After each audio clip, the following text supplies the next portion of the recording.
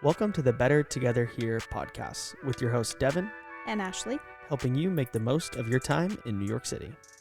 Hey everyone, and welcome to the Better Together Here podcast. My name's Devin. And my name is Ashley. And this episode is going to be arguably one of our best. We're going to give you 21 different free date ideas. And I don't care if you are married or you're single or you've been dating someone for a long time, having a bank of good free date ideas is always something that is important. So let's get right into it.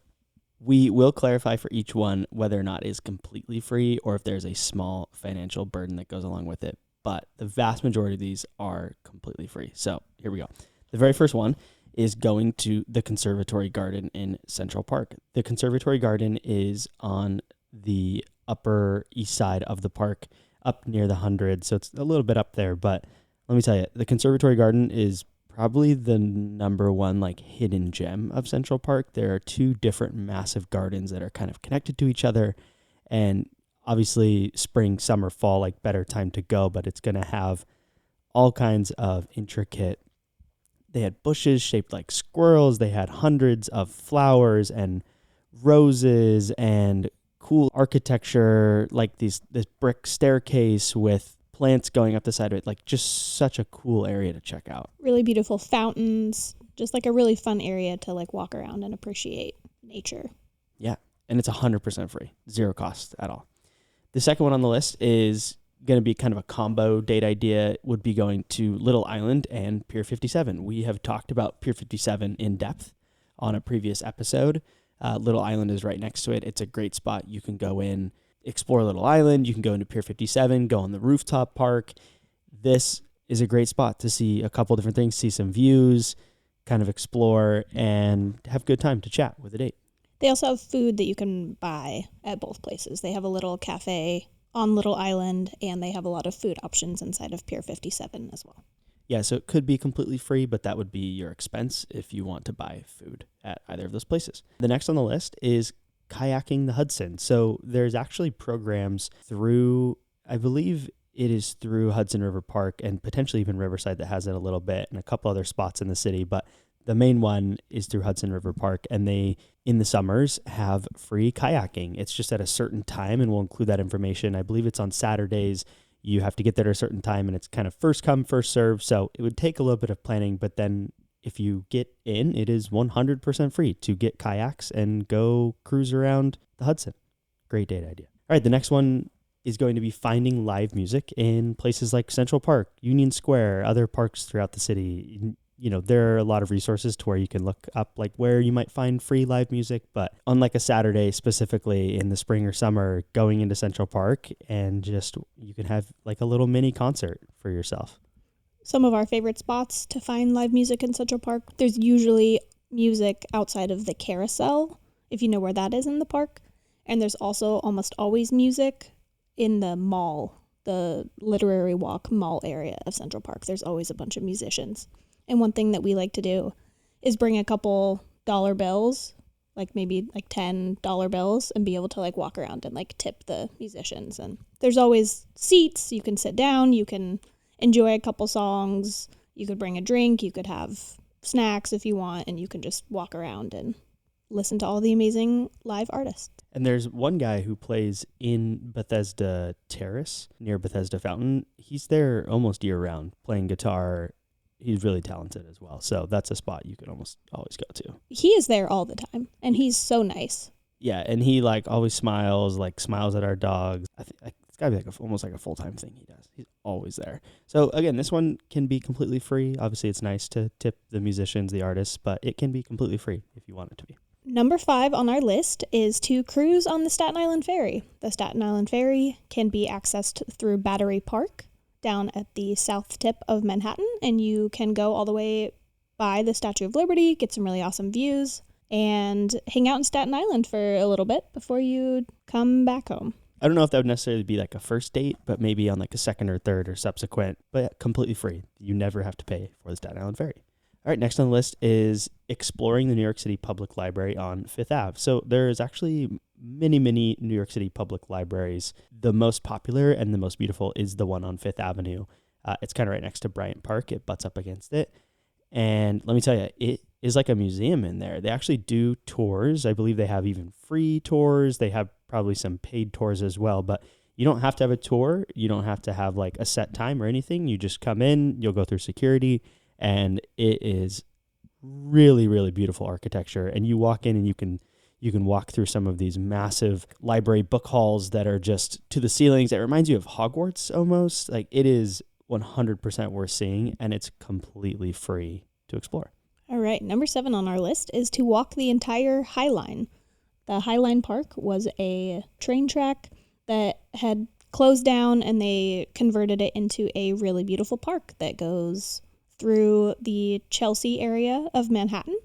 And you get some really pretty city views. There's always really nice landscaping with flowers and trees and a lot of greenery around. And you get to kind of walk through this Chelsea neighborhood 30 feet up in the air and get some really interesting views. A comment I saw on a Reddit thread about this I thought was great for a date idea, which is you can start at the entrance, which is at 14th Street, and you could walk all the way to 34th Street. And if the date's going well, you could turn around and do it again, or you could end the date there. So it kind of gives you options to have an easy out, or, you don't have to walk the entire High Line with the date if it's not going well. But if it is, then you can do the entire thing. And it actually pops you out right by Hudson Yards. So you can go explore Hudson Yards even afterwards. So, and the High Line, completely free. All right, that moves us to the 8th. And this is one that is not completely free, but can be very close to free. So many of the museums in New York City do pay as you wish for New York City and New Jersey residents, which means when you go to buy a ticket, you just say that you are a New York City resident, and they'll say, how much would you like to pay? And you could say $1, and they will run your card for $1. So some museums that include the pay as you wish, the Museum of Natural History, the Met, the MoMA on some certain days, I believe it's Friday evenings, and you have to look around because some of the museums will only do pay as you wish on every Saturday from noon to 2, or every Friday from 3 to 5 p.m. So you have to kind of get creative, but the Met specifically and the Museum of Natural History always do pay as you wish admission. For New York and New Jersey residents. Making it almost free. Not completely free, but a great idea. If you can't have a good time in a museum on a date, then it's probably not a good date. Probably shouldn't be hanging out with that person. Probably not. All right, 9th on the list, having a picnic in Central Park. We have an entire article about the best picnic spots in Central Park that we will link to. There are really anywhere you can go in Central Park and do this. And you can even do this not in the middle of the summer, like even in like the fall or something. You can just find a bench.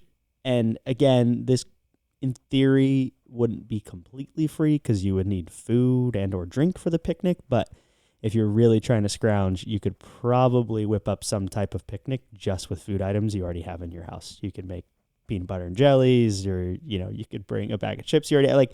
You can get creative, and this could be an almost free or completely free date. And honestly, kind of whipping up some sandwiches and bringing a couple drinks if you want, like that, the extra thought, I feel like will go a long way on a date. 100%. Especially if it's like a newer relationship.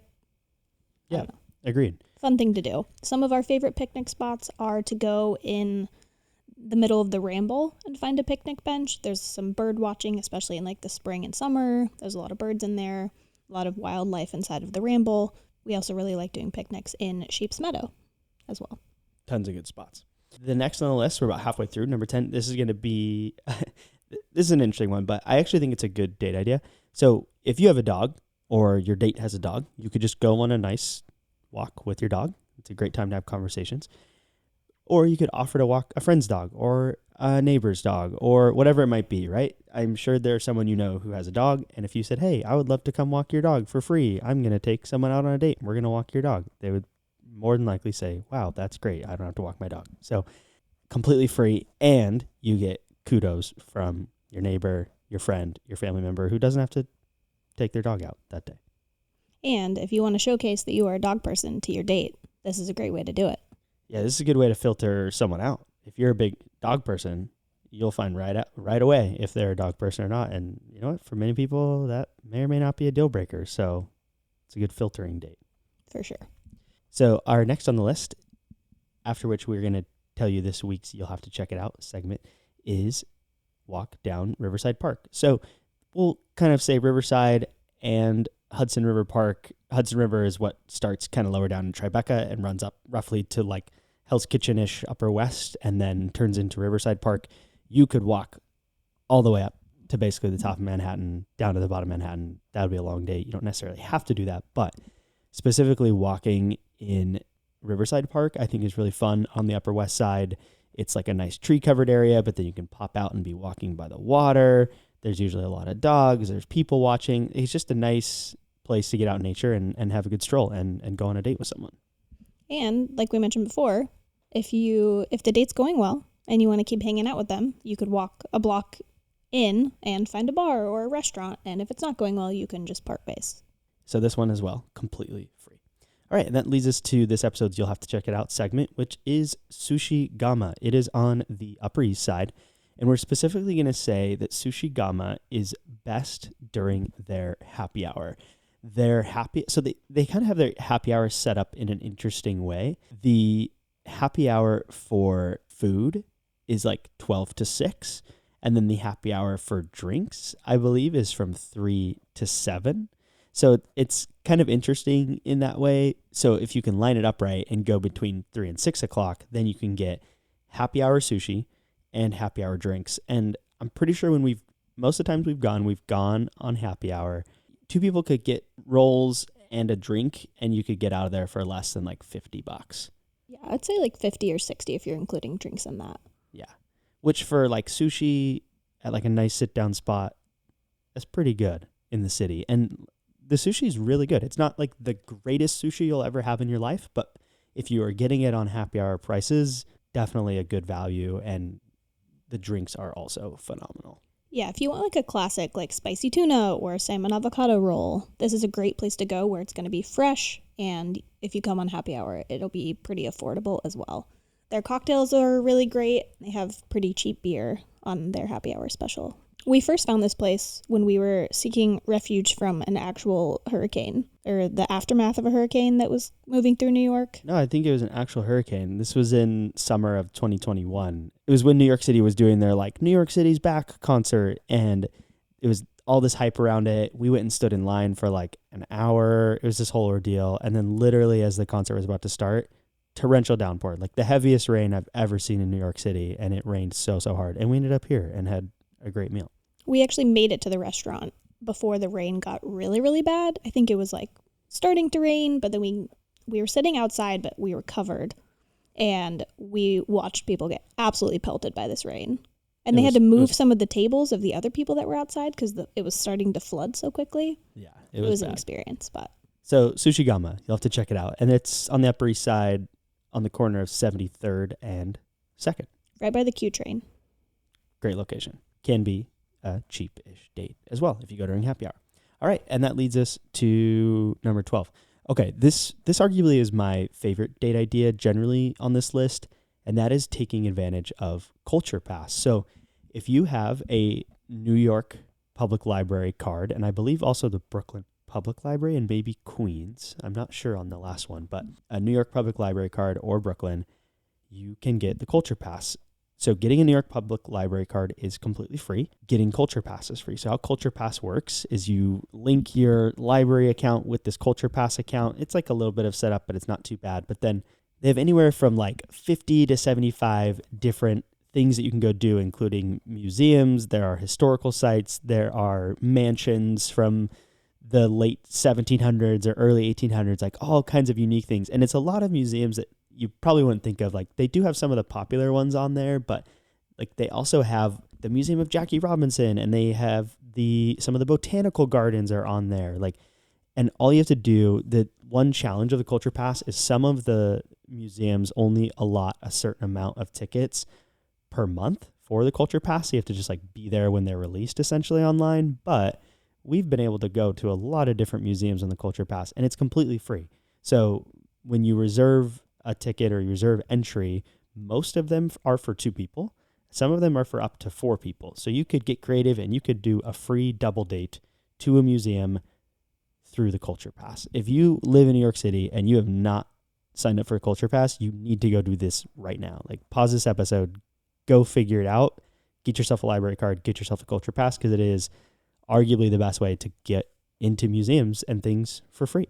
One cool thing I like about the culture pass is it introduces you to museums and experiences that you might not know about or like might not be on your radar. For example, last week, Devin and I went to France's Tavern down in Tribeca, and that was the site where George Washington gave his farewell address to his soldiers after the Revolutionary War. Such a random but super cool place that we discovered in New York City because we found it on the Culture Pass. So if you're going to remember one thing from this Date Ideas episode, Culture Pass, go sign up for it. All right, the next one on the list, walking through 6.5 Ave. So 6.5 Ave, okay, so it is the only, so you have like 8th, 6th, 7th Avenue, you got Madison Ave, right? You got these normal avenues, but then there is what is called 6.5 Avenue. So it starts, I believe, on 57th Street. And sometimes the entryways or like the walkthroughs are closed, or, you know, there might be, you know, they definitely close at certain times of the day, but depending on the time of year and the time of day, you can walk all the way from, I believe, 57th Street down to, I believe, 44th. You can go a good chunk of the way. And some of them you're walking through corporate office building, and some of them you're walking through a food hall, and some of them, you know, it's just kind of this weird journey that you go through, walking essentially through buildings and through these cool pass-throughs on 6.5 Ave. It's just a unique little aspect of kind of the Midtown area that there's this 6.5 Avenue. Completely free. Next on the list, number 14 is free yoga or dancing or other events in Bryant Park or Hudson River Park. We'll link to their calendars, but both of these parks throughout the spring, summer, fall, and sometimes in the winter, they'll do different free events. Everything from, like we mentioned, yoga, salsa dancing. There will sometimes be free movies in the park in Bryant Park. There's all kinds of free events that these parks put on. Most of the times you just show up, but sometimes you just have to, you know, register. But they have a lot of free options. Yeah, one time I did the free yoga in Bryant Park, and I believe there were maybe like 500 people there, and it was a really cool experience. It was really fun. You just have to look ahead on the calendar, like Devin mentioned. And again, completely free for those free events. All right, next on the list, number 15 is exploring art galleries in Chelsea. So the Chelsea neighborhood has a lot of different art galleries, and the vast majority of them are free. Are you going to buy art? Not necessarily, but you can still go browse and go through these art galleries.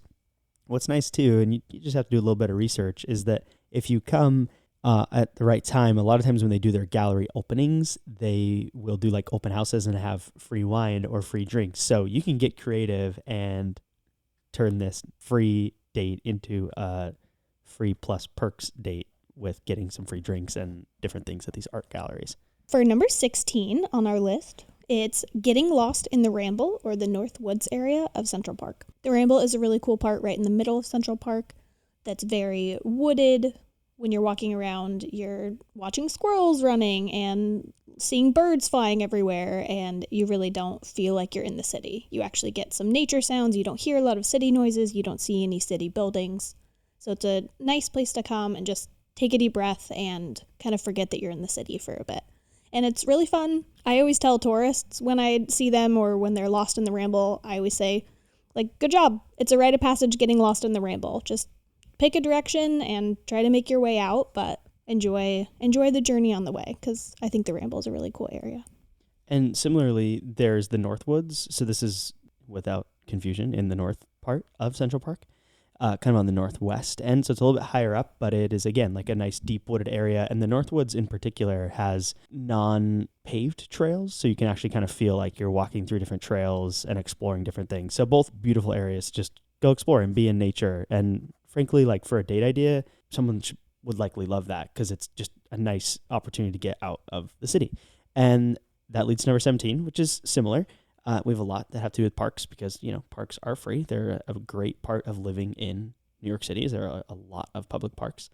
So number 17 is taking in the views at Fort Tryon Park. So this is way up in the north tip of Manhattan, and it is what used to be a fort used during some war. I'm not exactly sure which one, but it has awesome views of the Hudson River and of just kind of the upper part of Manhattan. And it's a part of the city that you may not go to very frequently. So it's a fun park to go and explore and just see the different views, especially if you can go in the fall when the leaves are changing. There's just some amazing views of the Hudson, and it's an elevated because it is a fort, right? Like they used it for defense and for seeing incoming enemies. So it's elevated. There's some awesome, awesome views to check out there. Next on our list, number 18, is to do a mini architecture tour. And this one is kind of like a build your own adventure. There is so many instances of beautiful architecture, historical buildings, different, even new buildings that have interesting architecture. Like you could just go search online of like some of the best buildings or most beautiful buildings in New York City, and you can try and, clump a few together. Like you could go near St. Patrick's Cathedral and walk around there and see the architecture there, and then walk up Fifth Ave and see some of the other buildings. And you could walk down to the Grand Central Station, which will be our next one. Like there's just like, you could just go out with the idea of we're going to walk around, we're going to explore a beautiful neighborhood, and we're going to stop and look at different architecture and maybe look up information about the buildings and see when they were built and the stories behind them. Like it's a build your own adventure, but it's, completely free. It really is crazy how many beautiful details there are in some of these old New York City buildings that you don't pay attention to and don't notice if you're just in your normal hustle and bustle, trying to get to work, trying to get somewhere. If you just like stop and look up, there are some crazy details in buildings that only exist in New York. Including number 19, which is Grand Central Station. So Grand Central, like you might be thinking a date idea at Grand Central, like that's a little funky. And yeah, it may not be like a first date, but maybe it's a second date, or it's part of a date, or it's the event for a date, whatever it is, right? But like you can go into Grand Central, and let me tell you, the people watching in Grand Central is top notch. Like I don't want to sound like a jerk, but it is a little bit fun to watch people coming into Grand Central and just frantically trying to find where their train is, and or being confused, like in a little bit of a sinister way. Like it's kind of funny to experience, but also Grand Central Station is just historic, and there's so much to it. And there are like, again, multiple levels. You could just explore, you could check out different pieces of architecture. Like there's a lot you can do in Grand Central, and the area right around it, even when you pop out of Grand Central, again, a lot of cool buildings there. You could walk around the exterior of Grand Central. Like there's a lot that you can do in this area. And again, completely free to come in and just kind of hang out, check it out. There's, of course, if you want to get some food, there's different restaurants and fast food spots and places to get a coffee all inside Grand Central Station. All right. And number 20 on the list is volunteering together. So this is probably not a first date necessarily, but maybe as you're progressing a little bit more in a relationship, there are a lot of different groups in New York City that are in need of volunteers. We're not going to be able to talk about all of them, but one is For God's Love We Deliver, which is not actually like a religious thing, but they deliver food to people in need. Find the soup kitchen in your neighborhood, or there are a lot of different volunteer opportunities in New York City. And I think generally speaking, doing volunteer work together for a date is a good way to learn about someone. And it's a good way to have a conversation and learn different things about them that you may not learn in other settings, and, just have a unique date. And it's free. Not only is it free, but you are helping other people out, which is, it's like you're getting paid basically to go on a date. Exactly. Love it. And the last one, number 21 on our list, is to hang out in Brooklyn Bridge Park. If you've never walked across the Brooklyn Bridge, it's a pretty cool experience. And at the end of that, you can hang out in a really beautiful park. There's a big carousel there. There's all kinds of different things you can do in the summer. You can go like near the water. You get beautiful views of Manhattan. Again, this one completely free. You could spend money if you want to, and obviously, go pop into a bar or restaurant in that area, but a completely free date idea. So we hope you enjoyed this episode. We hope that you have some new ideas for dates, because let me tell you, we're going to go on like a little tiny rant here at the end. Ash and I have been married for quite a while now, and we still go on dates, and it's important to go on dates even once you're married or you've been dating someone for a long time. And it doesn't always have to be expensive. Living in New York City, it's tough to like constantly go to nice restaurants or go to a bar and pay for expensive cocktails or whatever it might be, but you can find free ways to have dates. And at the end of the day, if you're going on a date with someone, being in a bar, being in a restaurant, it's not always the best vibe anyways, because sometimes it's loud or it's hard to hear each other or whatever it might be. Like these, we specifically chose these because they give you an opportunity to talk to someone and get to know them and to further your relationship. And I will just say as well, if you're a single person and you're dating, you can win some brownie points just by going on unique dates with people. Like, imagine if hypothetically, you ask a girl out and you're not like, oh, we're going to just go to this bar. Like, I know that's like a good way to like vet people and like, especially on a first date, but maybe a second date, it's like, hey, instead of, hey, do you want to go to this restaurant and then maybe go to a bar? It's like, hey, I got this museum pass through Culture Pass. Like, I would love to check this out. Do you want to go do this? Like, I don't mean it in a cheesy way, but like it kind of goes a long way when you're coming up with unique date ideas and it's not just like the same thing over and over. So hopefully this list helps you do that and it helps you explore New York City. Like ultimately, I think you can knock like multiple birds out with one stone by like having a fun date, being able to talk to someone, and also just being able to explore the amazing city that is New York City. I also think there's a lot to be said about not like going on a first date and not just like going to a bar and spending like $100 on drinks. Like being at a loud, crowded bar, buying $20 cocktails, trying to have like your first conversation with somebody. Like I haven't had that experience because Devin and I have been married for 7 years, but it seems like that would be a hard way to like have a first interaction with somebody that you don't really know. And so going on a walk in a park and maybe grabbing a beer after, that seems a little bit more authentic and more conducive to actually spending time with somebody. And you're not wasting $100 if 5 minutes into the date you realize like, oh, I actually don't really like this person. Dating in the city can be really expensive from what our friends have told us. So you're trying these free date ideas and then upgrading if it feels necessary. So we hope you found 21 new ideas. Let us know which ones you liked. If you have not already, please leave a review on Apple Podcasts. If you're on Spotify, follow us. All those things, it shows those algorithms, however they work, that you care and that you want other people to hear these episodes because you think they're valuable. And other than that, we'll catch you on the next episode.